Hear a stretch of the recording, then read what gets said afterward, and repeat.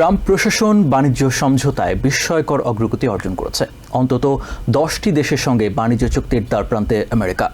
সোমবার এমন দাবি করেছেন White House National Economic Council director Kevin Hassett. Fox নিউজকে তিনি বলেন, পুরো বিষয়টি এখন প্রেসিডেন্ট ডোনাল্ড ট্রাম্পের ওপর নির্ভর করছে। তিনি সন্তুষ্ট হলে চুক্তির বিষয়ে যে কোনো সময় চূড়ান্ত সিদ্ধান্ত আসতে পারে বলে জানিয়েছেন হাসেট। এদিকে ইলেকট্রনিক্স পণ্য এবং যন্ত্রাংশে শুল্ক ছাড় নিয়ে ধোঁয়াশা তৈরি হয়েছে। প্রশাসনের বাণিজ্য প্রতিনিধিরা এক একজন এক এক কথা বলছেন। গত রবিবার ডোনাল্ড ট্রাম্প জানান, খুব শীঘ্রই সেমিকন্ডাক্টর এবং চিপসের ওপর শুল্ক আরোপ করা হবে। চলতি সপ্তাহে এই বিষয়ে ঘোষণা আসতে পারে বলেও জানান প্রেসিডেন্ট। এয়ারফোর্স ওয়ানে দেয়া তার সেই বক্তব্য ঘিরে আলোচনা চলছে কত হারে শুল্ক ধার্য করতে পারেন তিনি। তবে স্টিল, অ্যালুমিনিয়াম কিংবা অটোমোবাইল শিল্পের মতো এক্ষেত্রে কঠোর হওয়া যাবে না বলেও জানান ট্রাম্প। বলেন, কিছুটা ছাড় দেওয়ার মানসিকতা নিয়েই চিপসের উপর শুল্ক নির্ধারণ করবেন তিনি। এদিকে শুক্রবার রাতে জানা যায়, ইলেকট্রনিক্স পণ্য ও যন্ত্রাংশ পাল্টাপাল্টি শুল্কের আওতায় না রাখার সিদ্ধান্ত নিয়েছেন প্রেসিডেন্ট। সেদিন রাতে customs and border protection agency ছাড় পাওয়া 20টি ক্যাটাগরির ইলেকট্রনিক্স পণ্যের তালিকাও প্রকাশ করে। কিন্তু এই বিষয়ে ট্রাম্পের বাণিজ্য টিম দ্বিধাবিভক্ত। অ্যাডভাইজর পিটার নেভারো বলছেন, এই খাতে কোনো ছাড় দেওয়া হয়নি। কমার্স সেক্রেটারি হাওয়ার্ড লাটনিক বলছেন, ছাড় আছে, তবে তা সাময়িক। সবশেষ White House National Economic Council director Kevin Hassett জানালেন, ইলেকট্রনিক্স পণ্যে প্রকৃতপক্ষে কোনো ছাড় দেওয়া হয়নি, কিছুটা ভিন্ন উপায়ে শুল্ক আরোপ করা হয়েছে। হোয়াইট হাউসের বাইরে এই বিষয়ে সাংবাদিকদের এমন তথ্য দিয়েছেন হাসেট। এক প্রশ্নের জবাবে কেভিন স্বীকার করে নিয়েছেন, মিত্রদের সাথে চায়নার বাণিজ্য সম্পর্ক নিয়ে গভীর উদ্বেগে আছে প্রশাসন। ওদিকে ওয়াল স্ট্রিট জার্নালও বলছে, প্রশাসনের শুল্ক নীতি অস্পষ্ট এবং প্রতিনিয়ত পরিবর্তিত হচ্ছে। এরপরও হ্যাসেট দাবি করেছেন, ট্রাম্প প্রশাসন বাণিজ্য সমঝোতায় বিস্ময়কর অগ্রগতি অর্জন করেছে। 10টির বেশি দেশের সঙ্গে বাণিজ্য চুক্তির দ্বারপ্রান্তে আমেরিকা। সোমবার এমন দাবি করেছেন White House National Economic Council director. Fox নিউজের সঙ্গে সাক্ষাৎকারে তিনি বলেন, পুরো বিষয়টি এখন প্রেসিডেন্ট ডোনাল্ড ট্রাম্পের উপর নির্ভর করছে। তিনি সন্তুষ্ট হলেই চুক্তির বিষয়ে যে কোনো সময় চূড়ান্ত সিদ্ধান্ত আসতে পারে বলে জানিয়েছেন হাসেট। ইউক্রেনের যুদ্ধ শুরুর জন্য আবারও দেশটির প্রেসিডেন্ট ভলোদিমির জেলেনস্কিকে দোষারোপ করেছেন প্রেসিডেন্ট ডোনাল্ড ট্রাম্প। যুদ্ধে অসংখ্য মানুষের মৃত্যুর জন্য রাশিয়ার প্রেসিডেন্ট ভ্লাদিমির পুতিনের পাশাপাশি ইউক্রেনের প্রেসিডেন্টকেও দায়ী করেন তিনি। সোমবার হোয়াইট হাউসের সংবাদ সম্মেলনে ইউক্রেনের যুদ্ধের জন্য সাবেক প্রেসিডেন্ট জো বাইডেনকেও দোষারোপ করেছেন ট্রাম্প। ইউক্রেনের সুমি শহরে রাশিয়ার হামলায় 35 জন নিহত ও 117 জন আহত হওয়ার পরদিন হোয়াইট হাউসের সংবাদ সম্মেলনে রাশিয়া ইউক্রেন যুদ্ধ নিয়ে কথা বলেন প্রেসিডেন্ট ডোনাল্ড ট্রাম্প। এমন এক সময়ে প্রেসিডেন্টের এই মন্তব্য এলো যখন ইউরোপের নেতারা সুমিতে রাশিয়ার ক্ষেপণাস্ত্র হামলা নিয়ে ক্ষুব্ধ প্রতিক্রিয়া ব্যক্ত করেছেন। রবিবার চালানো এই হামলাকে ইউক্রেনের বেসামরিকদের ওপর চালানো সবচেয়ে প্রাণঘাতী রুশ হামলা হিসেবে দাবি করেছে কিভ। হামলা প্রসঙ্গে জানতে চাইলে ট্রাম্প বলেন, 20 গুণ বেশি বড় দেশের সঙ্গে যুদ্ধে জড়িয়ে পড়ার দায় ইউক্রেনের প্রেসিডেন্টের। দ্বিতীয় মেয়াদে প্রেসিডেন্ট হবার পর ট্রাম্প একাধিকবার জেলেনস্কির সঙ্গে বিবাদে জড়িয়েছেন। যুদ্ধ শুরুর জন্য ইউক্রেনকে দায়ী করতে তাকে আগেও দেখা গেছে। ফেব্রুয়ারিতে হোয়াইট হাউসে দুই দেশের প্রেসিডেন্ট সবার সামনেই নজিরবিহীন তর্কে জড়িয়েছিলেন। ট্রাম্প সে সময় জেলেনস্কিকে তৃতীয় বিশ্বযুদ্ধ নিয়ে জুয়া খেলার দায়ে অভিযুক্ত করেছিলেন। পুতিনের সঙ্গেই আগে শান্তি আলোচনায় না বসায় ইউক্রেনের প্রেসিডেন্টকে কড়া ভাষায় তিরস্কারও করেন তিনি। ইউক্রেন সেন্টার ফর ডিফেন্স স্ট্র্যাটেজিসের programme director Victoria Dovichenko BBC নিউজকে জানান, আমেরিকার সহায়তা পেতে হলে ইউক্রেনের প্রেসিডেন্টকে তার অবস্থান পরিষ্কার করতে হবে, অন্যথায় রাশিয়ার বিরুদ্ধে প্রতিরোধ যুদ্ধের জন্য আমেরিকার সামরিক সহায়তা পাওয়ার বিষয়টি নিয়ে ভলোদিমির জেলেনস্কিকে চ্যালেঞ্জের মুখে পড়তে হবে। অতীতে অপরাধের রেকর্ড থাকা অন্তত 6,000 অভিবাসীকে প্রশাসন নজরদারিতে রেখেছে বলে জানিয়েছেন হোমল্যান্ড সিকিউরিটি সেক্রেটারি ক্রিস্টি নোম। সোমবার ফক্স নিউজকে দেয়া এক সাক্ষাৎকারে তিনি এ কথা জানান। নোম দাবি করেন, অপরাধী চক্রের সাথে কিলমার অ্যাব্রেগো গার্সিয়ার জড়িত থাকার প্রমাণ পাওয়ার কারণেই তাকে বিতাড়িত করা হয়েছে। I just asked the president, it's this massive complex that he built. White হাউসে প্রেসিডেন্ট ডোনাল্ড ট্রাম্প এবং এল সালভাদোরের প্রেসিডেন্ট নাইব বুকেলির মধ্যে অত্যন্ত ফলপ্রসূ আলোচনা হয়েছে বলে জানিয়েছেন হোমল্যান্ড সিকিউরিটি সেক্রেটারি ক্রিস্টি নোম। ফক্স নিউজকে তিনি বলেছেন, তিনি আশা করেন অঙ্গীকার অনুযায়ী বুকেলি অবৈধ অভিবাসীবাহী আরও ফ্লাইট গ্রহণ করবেন। এ সময় তিনি দাবি করেন, কিলমোর আব্রেগা গার্সিয়ার অতীত ইতিহাস ঘেঁটে সন্ত্রাসী গোষ্ঠী MS-13 এর সাথে তার সংশ্লিষ্টতা পাওয়া গেছে। তিনি অভিযোগ করেন, গণমাধ্যম পুরো বিষয়টিকে বিকৃত করে উপস্থাপন করছে। প্রেসিডেন্ট ট্রাম্পের ট্রাম্পের বিতরণ কার্যক্রমকে সমর্থন করে দেয়া সুপ্রিম কোর্টের রায়ের জন্য কৃতজ্ঞতা প্রকাশ করে তিনি বলেন, এখন আমেরিকাকে আবারও নিরাপদ করতে প্রেসিডেন্ট ট্রাম্পের সামনে আর কোনো বাধা নেই। এ সময় তিনি দাবি করেন, অন্তত ৬,০০০ অভিবাসীর ওপর প্রশাসন নজর রাখছে এবং এদের সবাই চিহ্নিত অপরাধী। এদিকে গার্সিয়াকে MS-13 গ্যাংয়ের সদস্য দাবি করলেও এই দাবির পক্ষে কোনো প্রমাণ আদালতে উপস্থাপন করেনি প্রসিকিউশন। আদালতের নির্দেশনার পরও প্রশাসন তাকে দেশে ফেরত আনবে না বলে মনে করেন আইন বিশ্লেষক ক্যাথরিন ক্রিস্টিয়ান। এই ক্ষেত্রে এল সালভাদোরের প্রেসিডেন্ট বুকেলি তাকে ফেরত দেবে না বলে সরাসরি জানিয়ে দেয় প্রশাসন আদালতকে এই তথ্যটি জানিয়ে নিজেদের কাঁধ থেকে দায় নামানোর চেষ্টা করবে। আইসের সাবেক অ্যাসিস্ট্যান্ট চিফ কাউন্সিল ভেরোনিকা কার্ডেনাস বলছেন, প্রেসিডেন্ট ট্রাম্প চান অভিবাসীরা যেন নিজেরাই দেশ ত্যাগ করে এবং প্রশাসনকে যেন আদালতের ঝামেলায় জড়াতে না হয়। তবে অনেকেই বিতরণের বিরুদ্ধে আদালতের দ্বারস্থ হয় এই প্রক্রিয়া দীর্ঘ হতে পারে বলে জানান তিনি। গণবিতরণের ক্ষেত্রে আগাম কোনো নোটিশ দেয়া হয় না বলে এই ক্ষেত্রে আদালতের দ্বারস্থ হওয়ার সুযোগ থাকে না বলেও জানান তিনি। বাড়িতে আগুন দেওয়ার ঘটনায় আটক কোটি বাউমার গভর্নর জশ শাপিরোকে হাতুড়ি পেটানোর পরিকল্পনা করেছিলেন। পেনসিলভেনিয়া ও হ্যারিসবার্গ পুলিশের প্রাথমিক অনুসন্ধানে এমন তথ্যই বেরিয়ে এসেছে। 38 বছর বয়সী বাউমারকে পুলিশ হেফাজতে নেওয়া হয়েছে। বাউমার বিরুদ্ধে হত্যা চেষ্টা, সন্ত্রাসী কর্মকাণ্ড এবং অগ্নিসংযোগের অভিযোগ আনা হয়েছে। অল্পের জন্য প্রাণে বেঁচে গেছেন পেনসিলভেনিয়ার গভর্নর জশ শ্যাপিরো। অনুসন্ধান এবং প্রাথমিক জিজ্ঞাসাবাদে বেরিয়ে এসেছে হ্যারিসবার্গে গভর্নরের সরকারি বাসভবনে হামলার অনেক তথ্য। পুলিশ জানায় কোডি বামার নামের ওই ব্যক্তি নিজের বাড়িতে তৈরি করা মলোটভ ককটেল ও একটি হাতুড়ি নিয়ে রবিবার হামলা চালায়।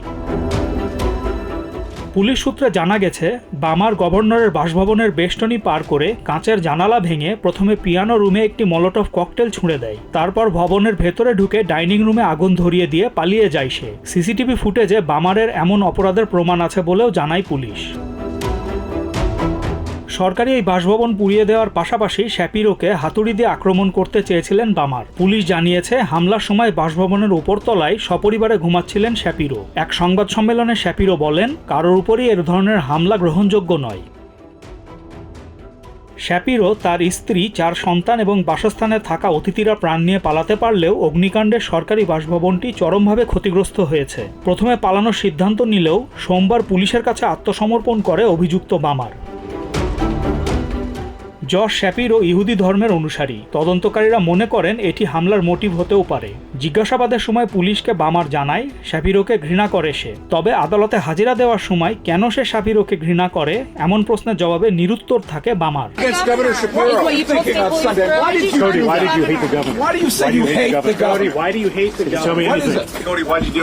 আদালতের নথি অনুযায়ী বামারের বিরুদ্ধে হত্যা চেষ্টা, সন্ত্রাসী কর্মকাণ্ড, অগ্নিসংযোগ এবং সহিংস হামলার স্টেট চার্জ আনা হয়েছে। সোমবার শ্যাপিরো বলেন, পেনসিলভেনিয়ার কোনো বাসিন্দাকে নিজ ধর্ম পালনে কেউ বাধা দিতে পারবে না।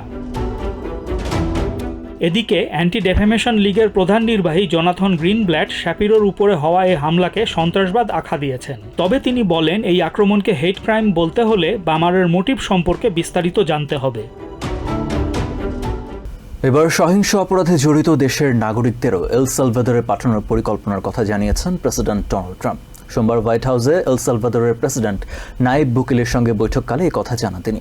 ট্রাম্প বলেন, দেশে এমন কিছু অপরাধী আছে যারা পুরোপুরি দানব, তাদেরকে দেশ থেকে বের করে দিতে চান তিনি। অন্যদিকে নাইব বুকেলে জানান, ভুলবশত তার দেশে পাঠানো মেরিল্যান্ডের বাসিন্দা কিলমার আব্রেগো গার্সিয়াকে আমেরিকায় ফেরত পাঠানো হবে না, এটি তার ক্ষমতার বাইরে। আর অ্যাটর্নি জেনারেল প্যাম বন্ডি জানিয়েছেন, গার্সিয়াকে ফেরত দেওয়ার বিষয়ে আমেরিকা সিদ্ধান্ত নেবে না। এ বিষয়ে স্বাধীনভাবে সিদ্ধান্ত নেবে এল সালভাদোর সরকার। হোয়াইট হাউসের ওভাল অফিসে সোমবার প্রেসিডেন্ট ট্রাম্পের সঙ্গে বৈঠক করেন এল সালভাদোরের প্রেসিডেন্ট নাইব বুকেলি। এ সময় অপরাধ দমনে আমেরিকার সঙ্গে যৌথভাবে কাজ করায় বুকেলিকে ধন্যবাদ জানান ট্রাম্প। এল সালভাদোরের প্রেসিডেন্ট বলেন, তার দেশ একসময় অপরাধ ও হত্যার জন্য কুখ্যাত ছিল, কিন্তু এখন একটি নিরাপদ দেশে পরিণত হয়েছে। বাইডেন প্রশাসনের উন্মুক্ত সীমান্ত নীতির কথা উল্লেখ করে ট্রাম্প বলেন, সারা বিশ্বের বিভিন্ন কারাগার থেকে পালিয়ে আসা হাজার হাজার অপরাধী আমেরিকায় ঢুকে পড়েছে একজন ব্যক্তির সিদ্ধান্তের কারণে। এ সময় প্রেসিডেন্ট বলেন, দেশেরও অনেক অপরাধী আছে যাদেরকে তিনি বিতাড়িত করতে চান, তবে এ বিষয়ে আইনগুলো খতিয়ে দেখতে হবে বলে জানান ট্রাম্প। তিনি আরো জানান, আমেরিকার প্রয়োজনে আরো কারাগার নির্মাণ করবে El Salvador. Complex that he built, jail complex. I said, can you build some more of them, please?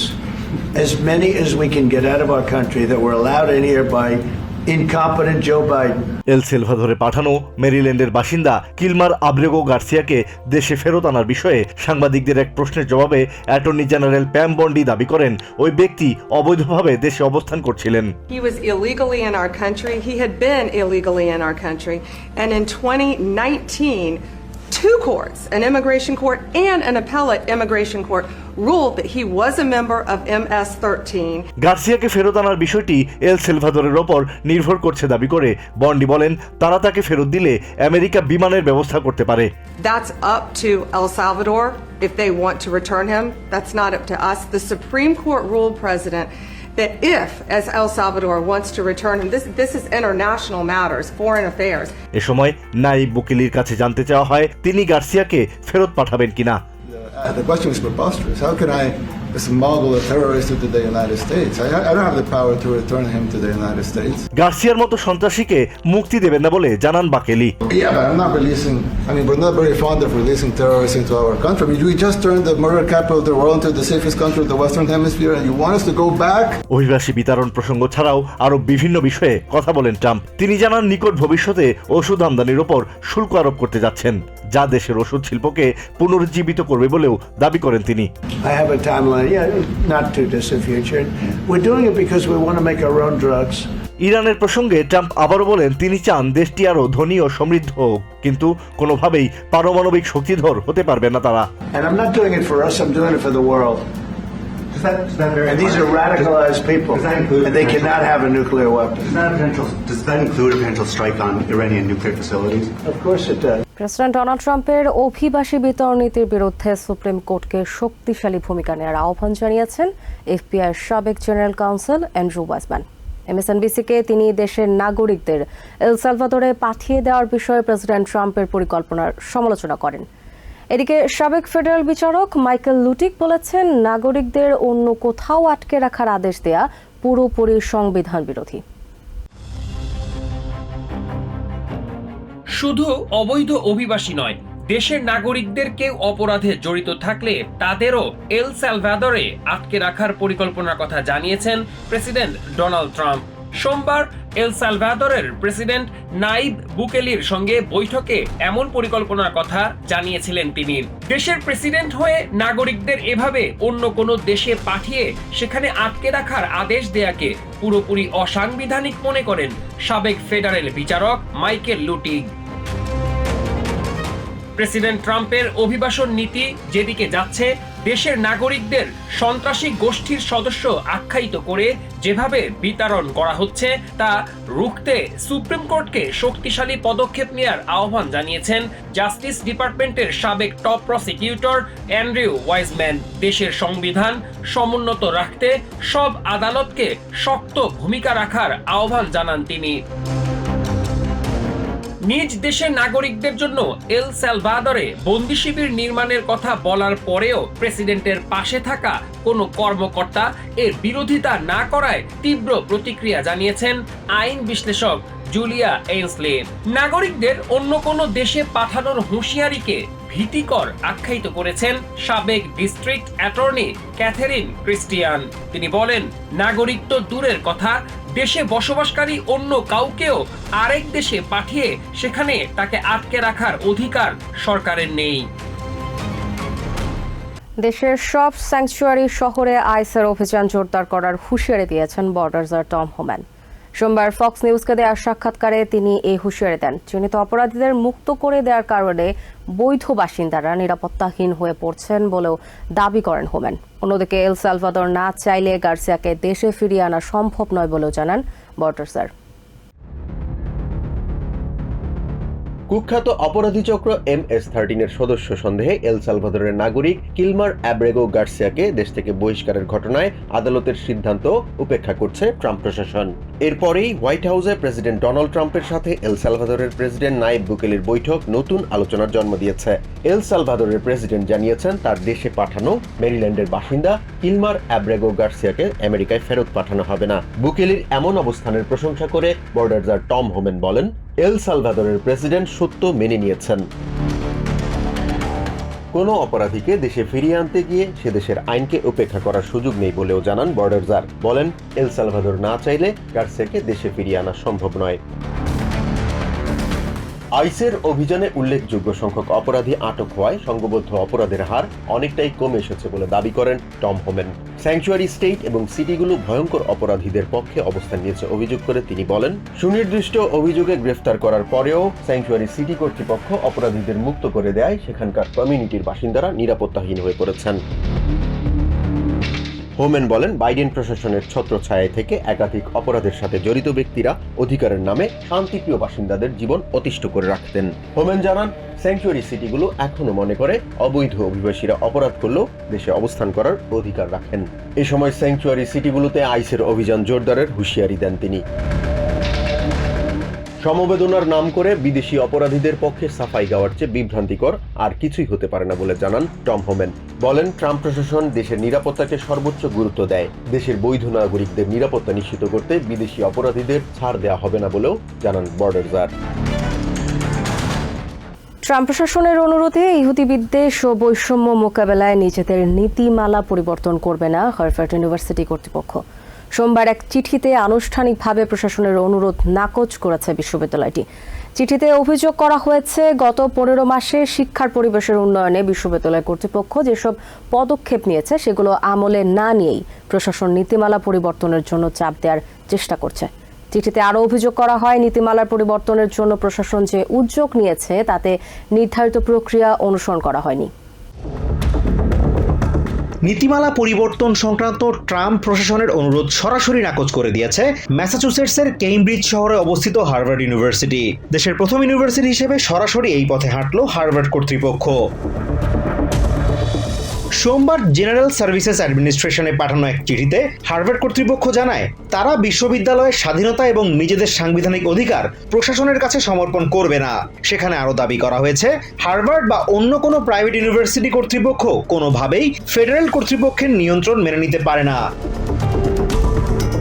চিঠিতে দাবি করা হয়েছে, ইহুদি বিদ্বেষ প্রতিরোধে গত 15 মাসে হার্ভার্ড কর্তৃপক্ষ যেসব পদক্ষেপ নিয়েছে সেগুলো আমলে না নিয়ে এবং নির্ধারিত প্রক্রিয়া অনুসরণ না করেই ফেডারেল কর্তৃপক্ষ এই ইউনিভার্সিটির ফেডারেল তহবিল বাতিলের হুমকি দিচ্ছে।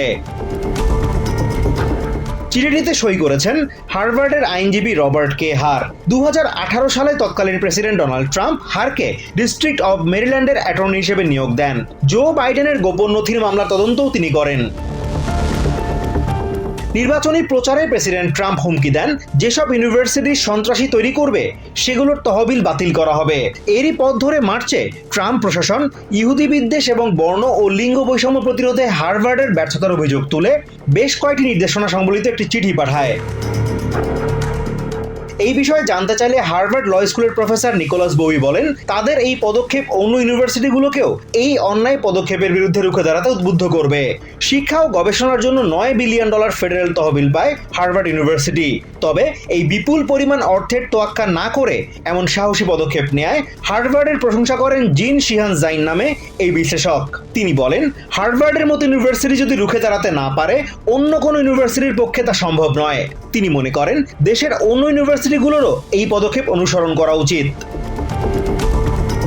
ট্রাম্প প্রশাসনের সংস্কারের দাবি প্রত্যাখ্যান করায় হার্ভার্ড ইউনিভার্সিটির $2 বিলিয়ন বেশি ফেডারেল অনুদান স্থগিত করেছে ট্রাম্প প্রশাসন। এই পদক্ষেপটি বিশ্ববিদ্যালয়ের স্বাধীনতা ও মত প্রকাশের অধিকারের উপর সরকারের হস্তক্ষেপ হিসেবে দেখা হচ্ছে। ট্রাম্প প্রশাসনের পদক্ষেপের প্রতিবাদে হার্ভার্ড বিশ্ববিদ্যালয় প্রাঙ্গণে প্রতিবাদ সমাবেশ অনুষ্ঠিত হয়েছে।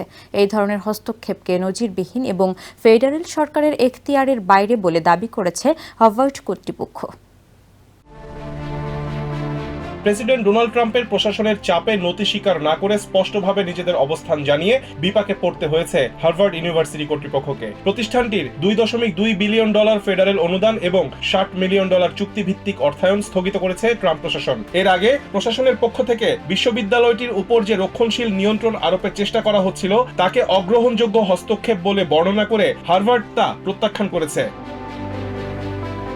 বিশ্ববিদ্যালয়টির এই অবস্থান প্রকাশের কয়েক ঘন্টার মধ্যেই ট্রাম্প প্রশাসন হার্ভার্ডের জন্য নির্ধারিত ফেডারেল তহবিল স্থগিত করার ঘোষণা দেয়। এর আগে গত মাসে ইসরায়েল প্যালেস্টাইন যুদ্ধবিরোধী ও প্যালেস্টাইনপন্থী বিক্ষোভের পরিপ্রেক্ষিতে ক্যাম্পাসে উদ্ভূত কথিত ইহুদি বিদ্বেষ মোকাবেলার অংশ হিসেবে হার্ভার্ডের $9 বিলিয়ন ফেডারেল অনুদান ও চুক্তি পর্যালোচনার ঘোষণা দেয় ট্রাম্প প্রশাসন।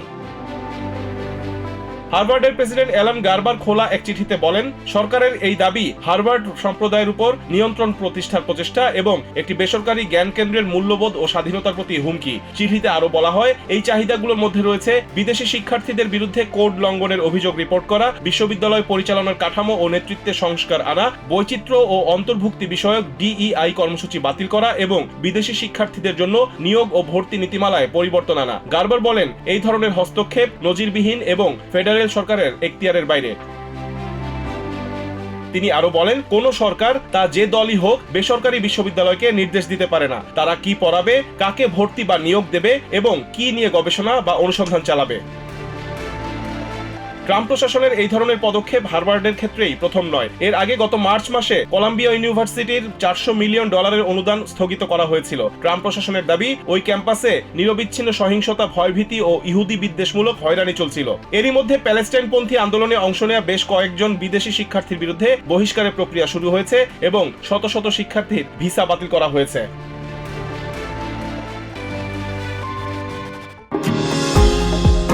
নিউ ইয়র্ক থেকে সম্প্রচারিত TVN 24 টেলিভিশন বিশ্বজুড়ে বাঙালির কণ্ঠস্বর।